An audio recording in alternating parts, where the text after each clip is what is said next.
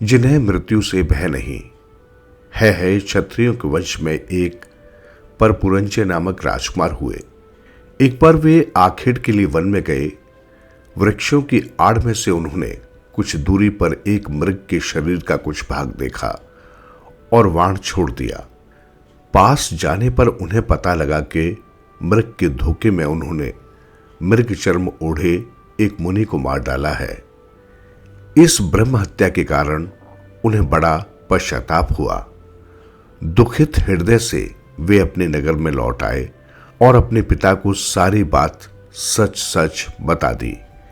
हे नरेश राजकुमार के साथ वन में गए और वहां एक युवा मुनि के शव को देखकर बहुत चिंतित हुए।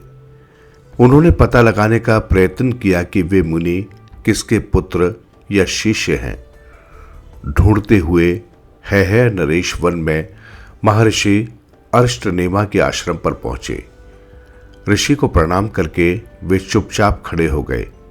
जब ऋषि उनका सत्कार करने लगे तब नरेश ने कहा, हमारे द्वारा ब्रह्म हत्या हुई है, अतः हम आपसे सत्कार पाने योग्य नहीं हैं। ऋषि अरिष्टनेमा ने पूछा, आप लोगों ने किस प्रकार ब्रह्म हत्या की? उस मृत ब्राह्मण का शरीर कहाँ है? नरेश ने ब्रह्म हत्या की घटना सुनाई और मृत ब्राह्मण का शरीर जहां छोड़ा था वहां उसे लेने गए, किंतु उन्हें वहां शव मिला नहीं। अपनी असावधानी के लिए उन्हें और भी ग्लानि हुई।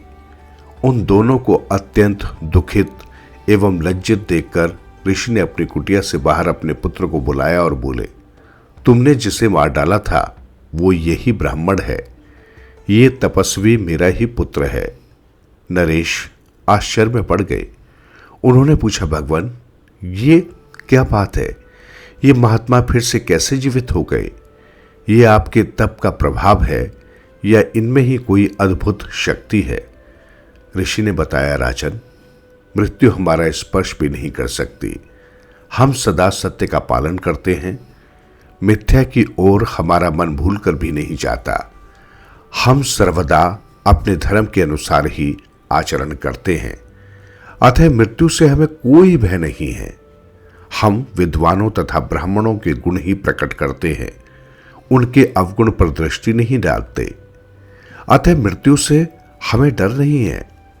हम भोजन की सामग्री से यथाशक्ति पूरा अतिथि सत्कार करते हैं और जिनके भरण पोषण का भार हम पर है उन्हें तृप्त करके ही अंत में भोजन करते हैं।